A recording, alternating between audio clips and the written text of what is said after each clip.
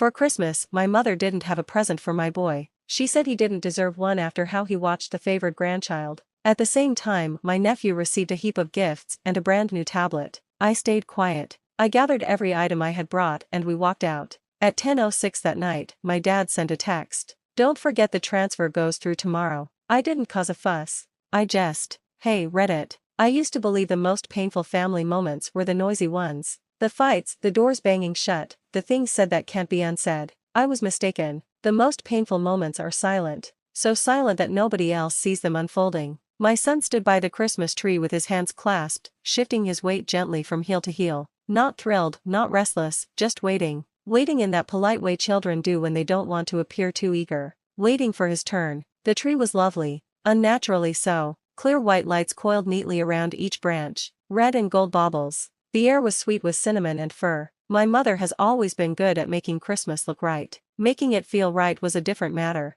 My sister's boy was already ripping into his mountain of presents. A stack so big it flowed from under the tree onto the floor. Shiny paper, piles of boxes. Someone said the number out loud and chuckled. "Looks like Santa really loved you this year." My sister beamed. My parents chuckled. I saw my son's gaze shift. Not envious, just wondering, then bewildered. Then, bit by bit, sadly understanding. There was nothing with his name on it. Not a tiny package, not even an envelope. I tried to believe it was an error. Because certainly a grandma doesn't overlook her own grandchild. Surely it was just set aside. Surely my mother hadn't genuinely decided to give him nothing. More time went by. More presents unwrapped. Happy shouts. Applause. My son's clasped hands squeezed tighter. He bent close to me and murmured so softly I barely caught it. "Mom, did Grandma not get me anything?" That whisper cut deep. Not because of the question, but because of the understanding behind it. Before I could respond, my mother spoke. "Oh," she said offhandedly, flicking her wrist like swatting a fly. "He doesn't deserve anything."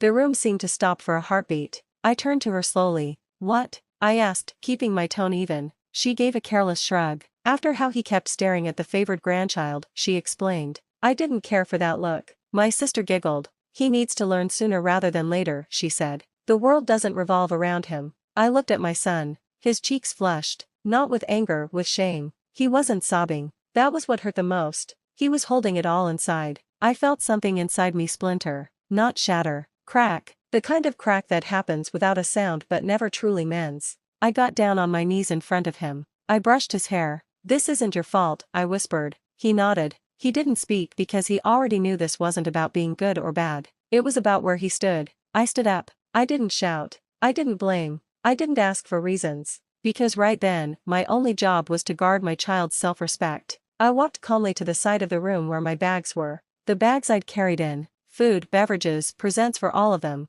Additional items just to be safe. Things I always covered so no one else had to. I collected them one at a time, slowly, with purpose. My mother scowled. "What's this about?" she asked. I didn't reply. My sister huffed. "Really?" she said. "You're going to turn this into a thing?" I still didn't answer. I took my son's hand. "We're going," I said softly. My father finally spoke. "You're blowing this out of proportion," he stated flatly. I looked at him. "No," I answered. "I'm responding the right way." We stepped out into the chilly night. The door shut behind us. Nobody came after. The ride home was wordless. My son gazed out the window. He didn't weep. He didn't protest. That quiet hurt me more than any shouting ever had. When we got back, I put him to bed. He held onto my hand for a moment before letting go. "Mom," he asked. "Yeah, was I bad?" That question will stay with me always. "No," I told him firmly. "You were perfect." He nodded, but I could see he didn't fully believe it. After he was asleep, I sat by myself in the dark living room, only the Christmas tree lights glowing.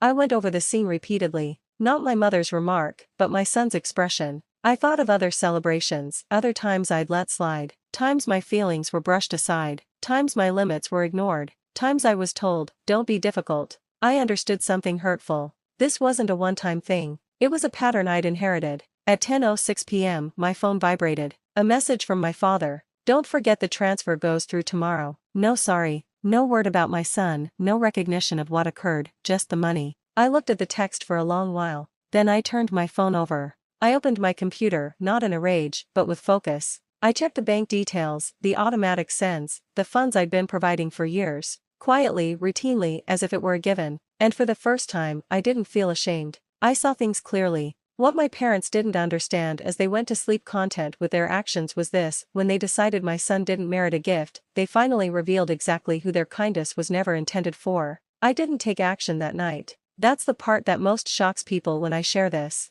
They anticipate a big outburst, a fight, a phone call where I finally let out years of stored up feelings. They picture me marching back to my parents' house or typing out a lengthy message detailing every hurt. I didn't. I went to bed. The apartment was still except for the heater's steady hum and the soft light from our Christmas tree in the corner. I stayed on the sofa a long time after my son fell asleep, watching the lights, going over the night again and again. Not my mother's comment, but my son's words. Was I bad? That question repeated in my mind. The next morning, Christmas Day, my son woke early from routine. He came into the living room in his pajamas, sat on the carpet, and looked at our apartment tree. It wasn't tall. It wasn't elaborate, but underneath were the gifts from me. He opened them one by one, gently, smiling that reserved smile children use when they're trying not to seem too eager. He thanked me for each one, even though I told him he didn't have to. At one point, he glanced up and said, "It's okay, Mom. I know Grandma just prefers my cousin." My mother phoned 2 days later. She sounded bright, almost happy. "You left so quickly," she said.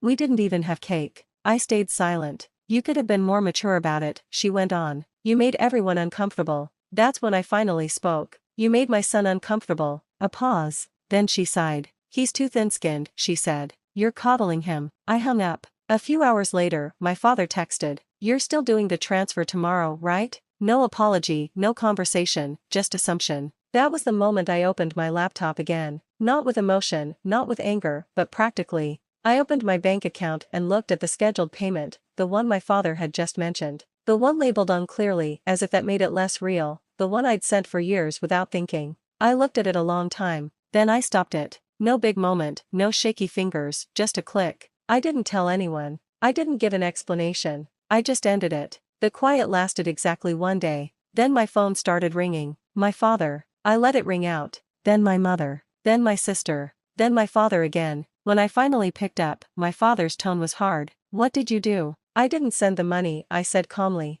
"Why not?" he snapped. "Because I'm not going to anymore." A long silence. "You can't just decide that," he said. "I already have," I replied. That's when the mood shifted. My mother got on the phone. "After all we've done for you," she said, "this is how you thank us." I almost laughed. Instead, I said, "After all I've done for you, this is how you treat my child." Silence. Real quiet. "You're overreacting," my sister cut in. "It was only a present." "No," I said. "It was a statement." They didn't say they were sorry. They didn't think about what they did. They got mad. Over the next week, the messages got worse. Blame, guilt trips, worries that were really threats. "You're splitting the family. You're making everyone suffer. You're giving your son the wrong idea." And finally, my father said the thing that made everything clear: "If you won't help, then don't bother visiting." So I didn't. Weeks went by, then a month. The calls ended, the texts became rare, and something surprising happened. I felt freer. Without the constant need to make everyone happy, to repair things, to keep the peace, I saw how much effort I'd wasted just pretending everything was fine. I began saying no in other parts of my life, too.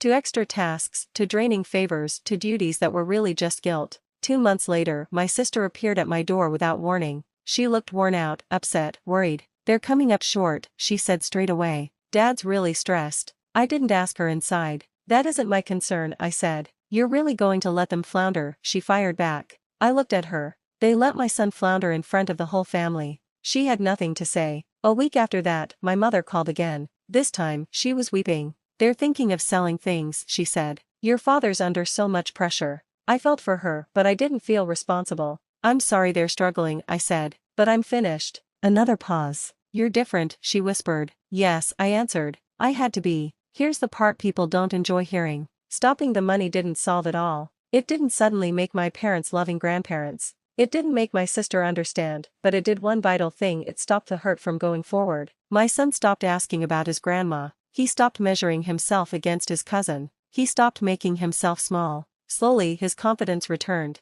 And that was worth more than anything. We still see my family sometimes in neutral places, for short visits, with clear limits. They're courteous now, cautious. They know things are different. And me? I don't explain myself anymore. I don't justify keeping my child safe. I don't mix up sacrifice with love.